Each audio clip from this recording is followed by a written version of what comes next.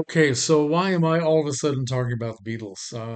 I'm not sure, but I think I'm having a case of late life Beatlemania, which is odd because the Beatles have been a part of my life since I was 12 years old. I mean, back in 1963, when I was 12, that's when She Loves You came out.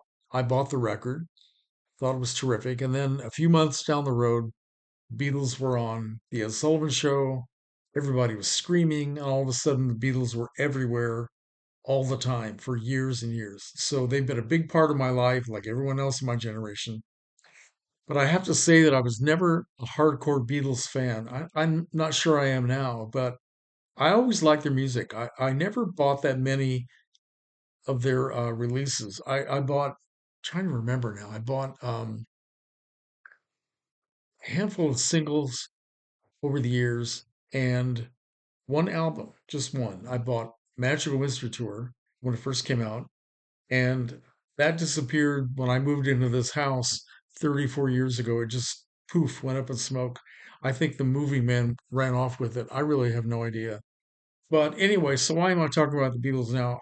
I all of a sudden am turning into a big Beatles fan, and it doesn't surprise anyone more than me. It all started about a year or so ago when I picked this up, this incredible documentary which I had heard people talking about this. I was only half intrigued by it, saw it at Walmart for a great price, and I picked it up as an impulse purchase. Totally got into it. Absolutely loved watching this documentary.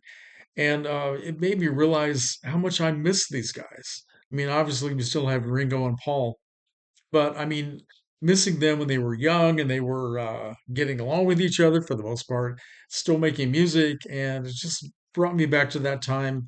How funny John Lennon was, and the way they bounced off of each other.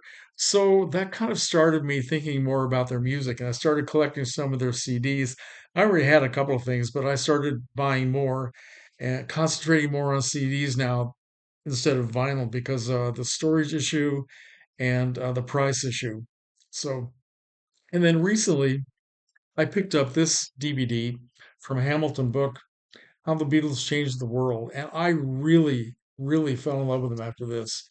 This has so many great nostalgic clips and interviews and news about them, and I just made me think about them even more.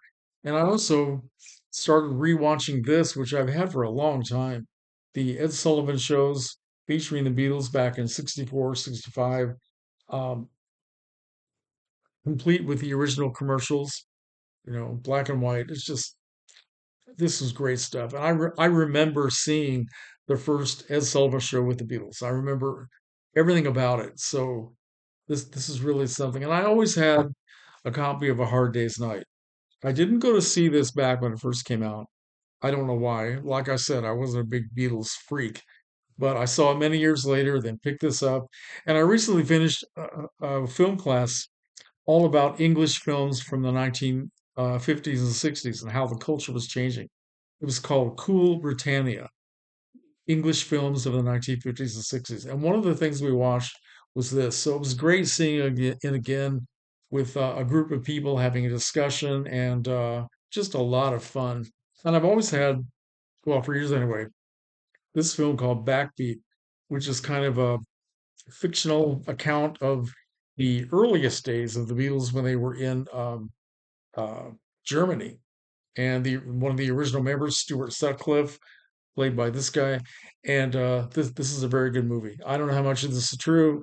The relationship between Sutcliffe and John Lennon, I really don't know. But all I'm saying is I like this movie a lot, and it's the guy playing John Lennon looks a lot like Julian, which is kind of freaky. So let me show you what I have. Recently, I went on a buying spree at Barnes and Noble. That's where I buy all of my CDs now, and I picked up all these things. Um, some of which I have not yet dug into, but I will get around to it. I picked up the soundtrack to Help, The Beatles' Past Masters, Yellow Submarine, a movie I've never seen. Never saw Help, actually, either. And then I bought Abbey Road. Then Let It Be Naked. I have no idea what this is supposed to be about, but I need to start playing all this stuff. And then finally, I have the Beatles on the air at the BBC Volume Two, which implies that there's also a Volume One, which they didn't have at Barnes and Noble. This is what it has on the back here. So yeah, this is a really nice. Look at that. Look at all those young guys, all those young faces, right? Now, as far as vinyl goes, I've never had very much, like I said, but I do have um, something I picked up at a record sale about 15, maybe 20 years ago. I picked up Meet the Beatles strictly as a collectible. Paid $10 for this.